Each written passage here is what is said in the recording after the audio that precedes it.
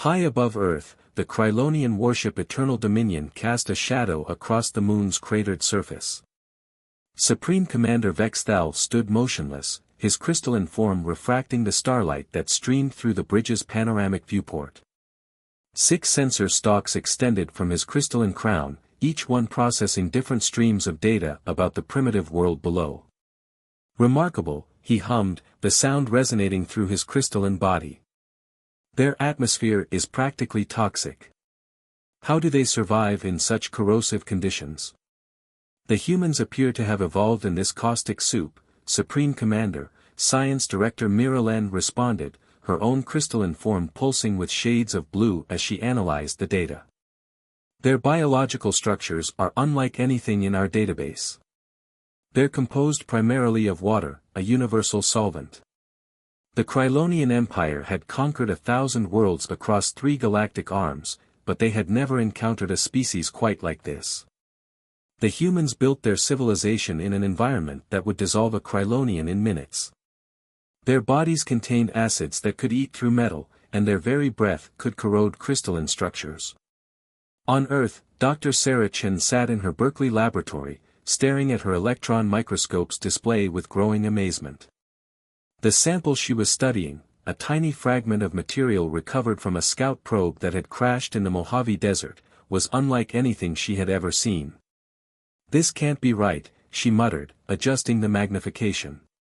The crystalline structure before her wasn't just unusual, it was impossible by Earth standards. The molecular bonds shouldn't be stable in Earth's atmosphere, yet here they were. "Dr. Rodriguez, you need to see this." Her colleague hurried over, his eyes widening as he looked at the display. "Is that biological?" "I think so," Sarah replied, her mind racing with implications. "But it's breaking down. Look at the erosion patterns, our atmosphere is literally dissolving it." Before they could discuss it further, their phones buzzed simultaneously with an emergency alert. Sarah's heart stopped as she read the message, "Attention all citizens, first contact with extraterrestrial civilization confirmed. This is not a drill. Please remain calm and await further instructions." Above their heads, the Eternal Dominion's invasion fleet was deploying. 10,000 Krylonian warriors, their crystalline bodies engineered for combat in the harshest environments their empire had encountered, prepared for what they assumed would be a swift conquest. "Deploy the atmospheric processors," Vexthal commanded. "We'll need to make this world suitable for colonization." But as the first wave of processors entered Earth's atmosphere, something unexpected happened.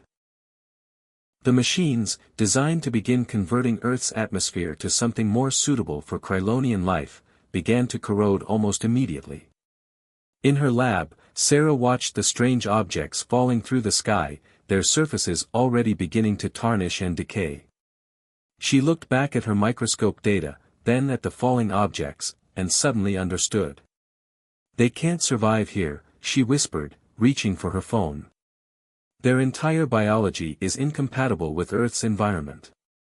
Her fingers trembled as she dialed the secure number she'd been given years ago when her research had first attracted military attention. "This is Dr. Chen," she said when the line connected. "I need to speak with General Morrison immediately.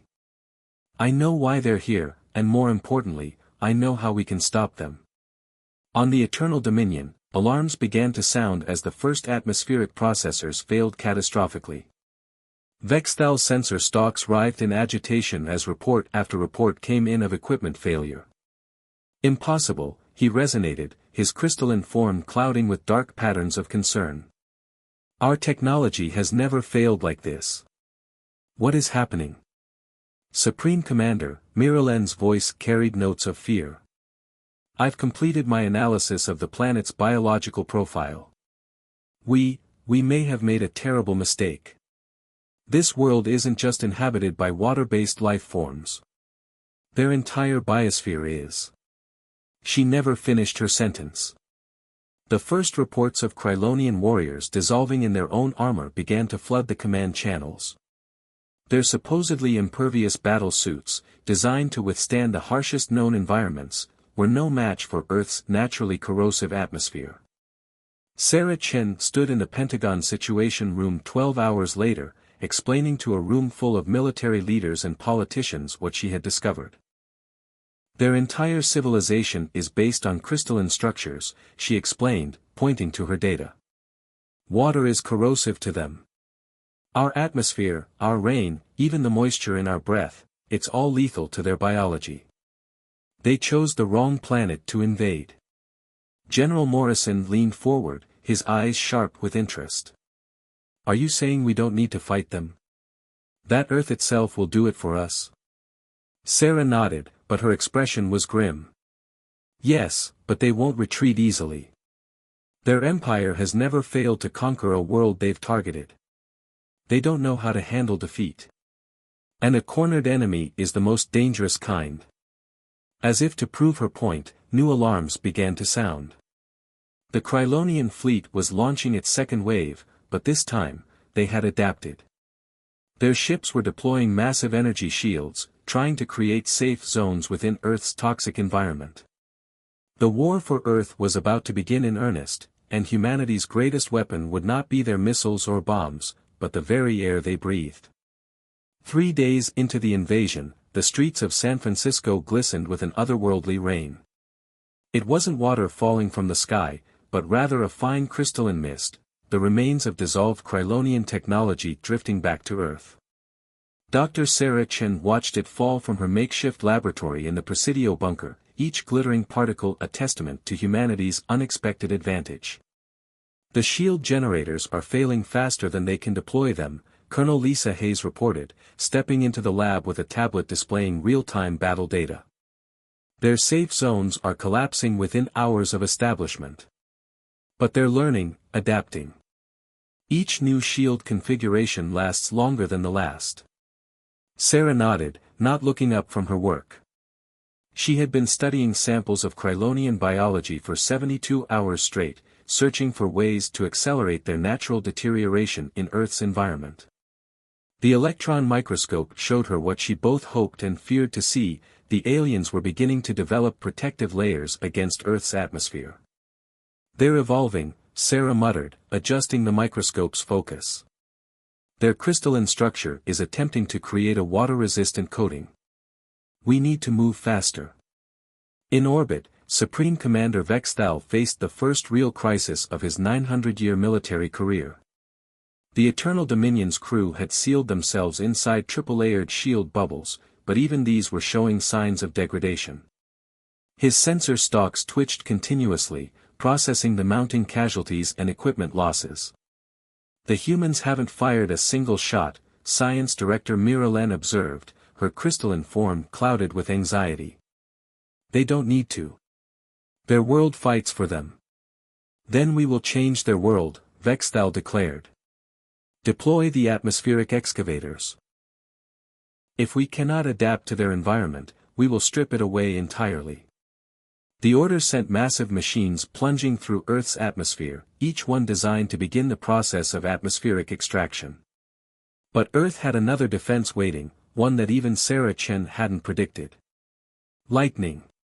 The massive electrical discharges, attracted to the excavator's energy fields, shattered the crystalline machines into billions of pieces. Each strike created new compounds in the atmosphere, accelerating the degradation of Krylonian technology. What should have been a simple terraforming operation became another devastating defeat. In the Presidio bunker, Sarah's team made their breakthrough. They had isolated the specific compounds in Earth's atmosphere that most effectively degraded Krylonian crystal structures. More importantly, they found a way to synthesize and concentrate them. It's elegant, really, Sarah explained to the Joint Chiefs via secure video link. We're not creating a weapon. We're just taking what Earth already does naturally and making it more efficient. A concentrated burst of these compounds will overwhelm their adaptive capabilities. General Morrison's voice crackled through the speakers. How soon can you weaponize it? That's the beauty of it, sir. We don't need new delivery systems. Every air conditioning unit, every industrial sprayer, even crop dusters, they can all be converted to deliver this compound. We're not building weapons, we're building glorified humidifiers. The implementation was swift. Within hours, cities around the world began retrofitting their infrastructure. The humans hadn't just found a weakness in the invaders' biology, they had turned their entire civilization into a delivery system for exploiting it. Vexthal received the reports with growing horror. His warriors were dissolving faster than ever, their adaptive measures proving useless against the concentrated atmospheric attacks.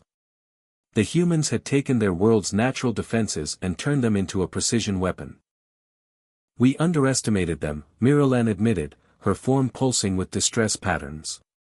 We thought their water-based biology made them primitive.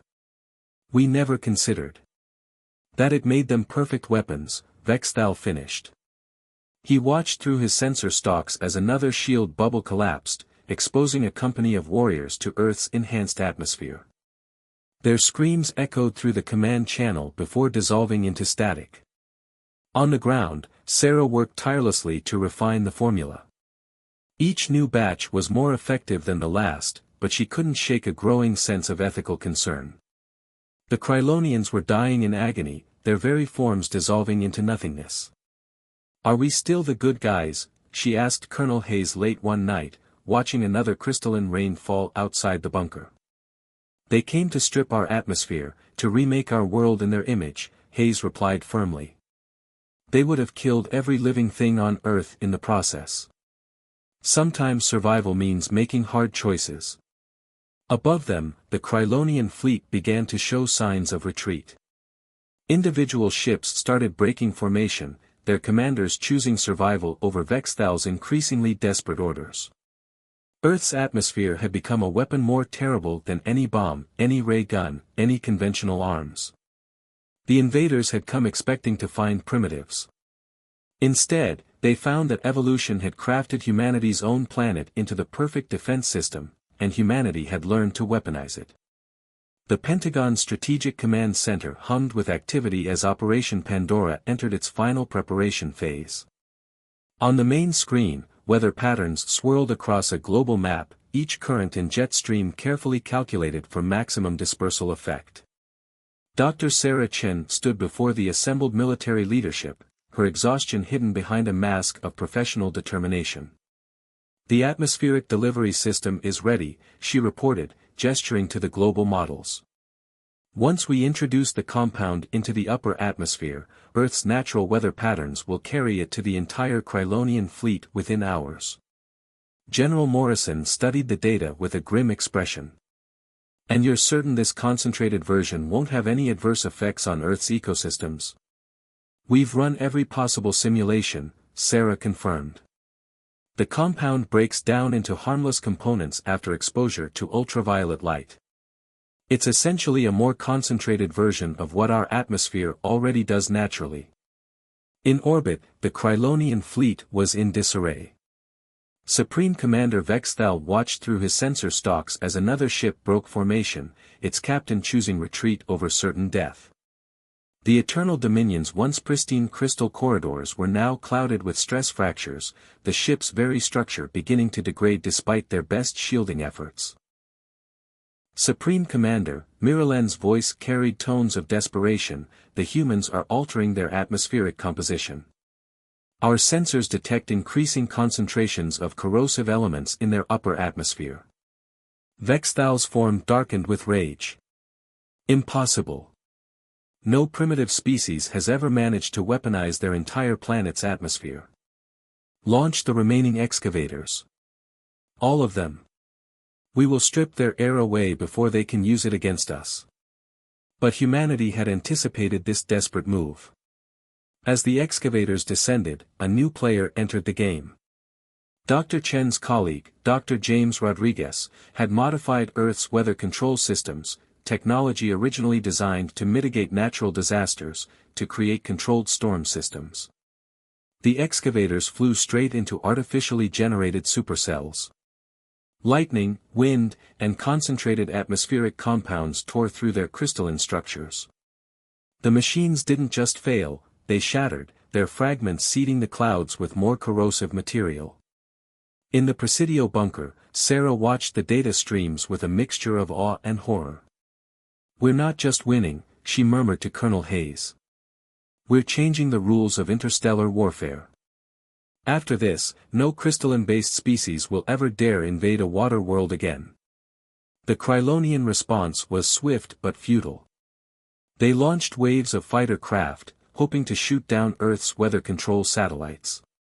But the ship's crystal-based technology began failing the moment they entered the atmosphere, their pilots dissolving inside their cockpits before they could complete their missions. "Your entire civilization is built on a fatal flaw," Sarah wrote in a transmission to the Krylonian fleet.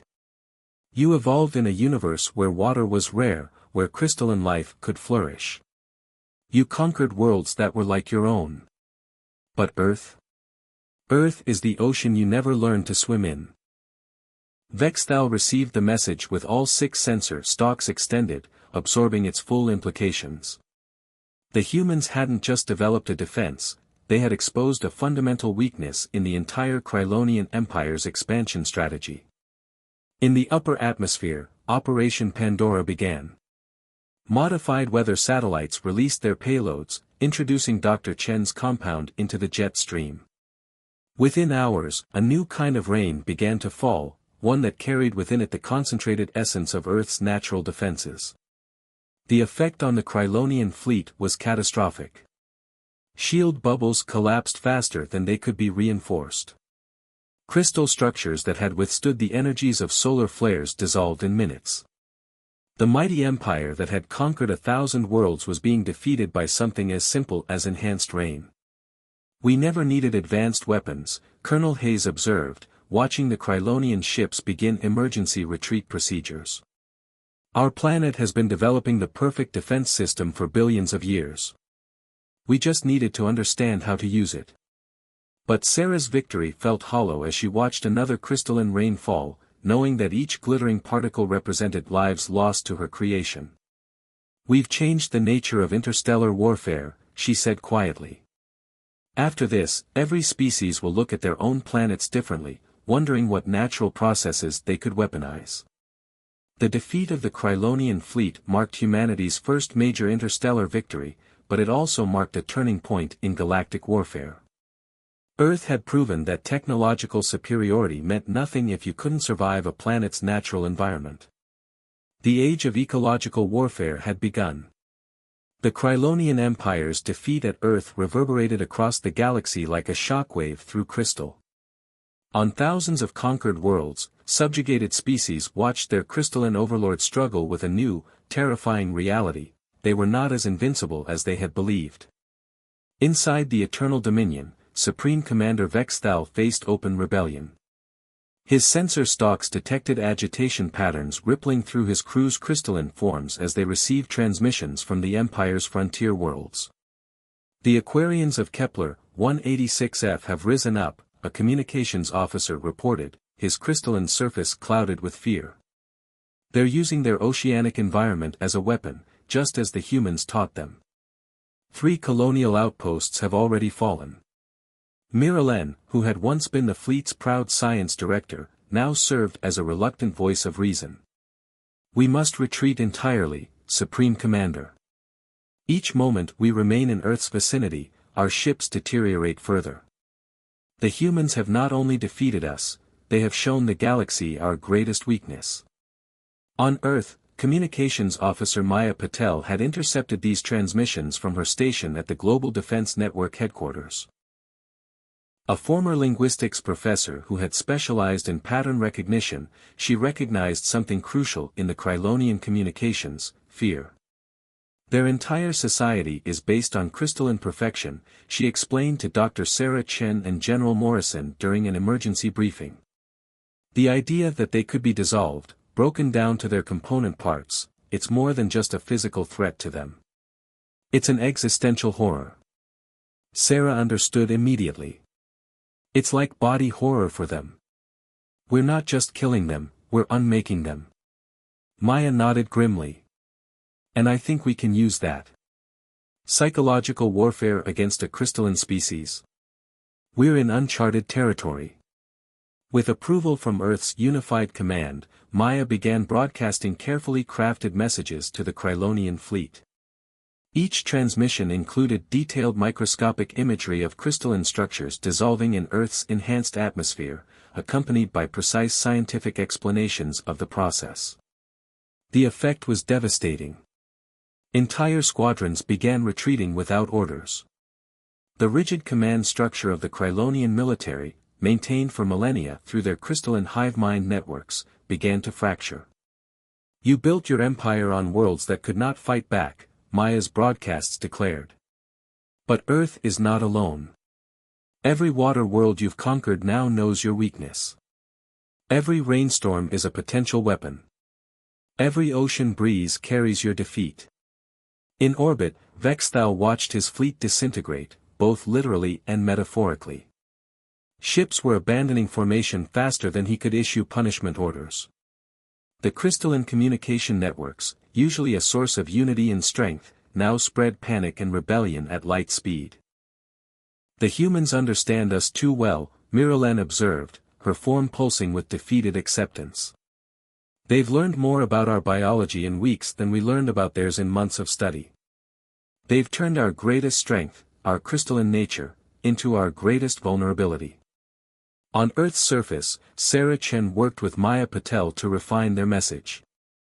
"We don't need to destroy them," Sarah realized. "We just need them to understand that some worlds will never be theirs. That coexistence means respecting biological differences." Maya's next broadcast took a different tone: "We do not seek your destruction. We seek recognition of our right to exist as we are. Water worlds will never be yours, but the galaxy is vast enough for both our kinds." The message struck a chord. Within the Krylonian fleet, a new consensus began to form. Centuries of imperial doctrine began to crack, replaced by a desperate need for survival. Ship after ship engaged their emergency translocation drives, retreating not just from Earth, but from every water world in their empire. The Eternal Dominion was the last to retreat. Supreme Commander Vexthal, his once perfect crystalline form now webbed with stress fractures, made a final transmission to Earth. "You have not merely defeated us, you have changed us. The Empire will survive, but it will never be the same. We will remember Earth not just as the world that broke our empire, but as the world that taught us the true meaning of biological sovereignty." As the last Krylonian ship vanished into hyperspace, Maya Patel turned to Sarah Chen with a thoughtful expression. "We didn't just win a war today. We created a new paradigm for interstellar relations. Species will have to consider biological compatibility before they even think about invasion." Sarah nodded, watching the final traces of crystalline rain fall from the sky. "And we did it without destroying them completely. Sometimes the best victory isn't in annihilation, but in teaching your enemy why they should never fight you again." 1 year after the Krylonian retreat, Earth had changed in ways few could have predicted. The glittering crystalline debris that had once rained from the sky had been collected and studied, leading to revolutionary advances in materials science and xenobiology. But with these advances came new ethical challenges that humanity had never faced before. Dr. Sarah Chen stood before the United Nations Security Council, her research data displayed on the massive screens behind her. The chamber was packed with representatives from every nation, all eager to hear about the latest developments in what had become known as ecological warfare.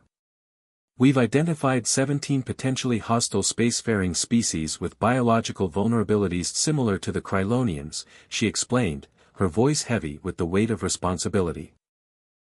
"Our atmosphere could be weaponized against any of them with minimal modification to our existing defense systems." The Chinese representative leaned forward. "Then we should prepare these modifications immediately. Earth must be ready for the next invasion." "That's exactly what I'm afraid of," Sarah countered. "We've opened Pandora's box. Every water-based world in the galaxy now knows they can weaponize their natural environment.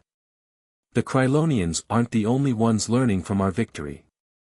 In deep space, humanity's first interstellar diplomatic mission was making this reality abundantly clear.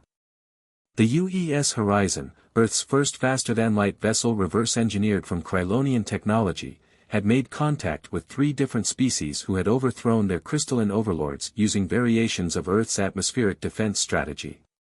Maya Patel, now serving as the ship's Xenocommunications officer, sent regular reports that painted a complex picture of the post-Krylonian galaxy. The Empire's collapse has created a power vacuum, her latest transmission read. Some species see Earth as liberators. Others see us as having introduced a terrible new form of warfare. All of them want our ecological warfare technology. Back on Earth, Colonel Hayes, recently promoted to general, faced the military implications of their victory.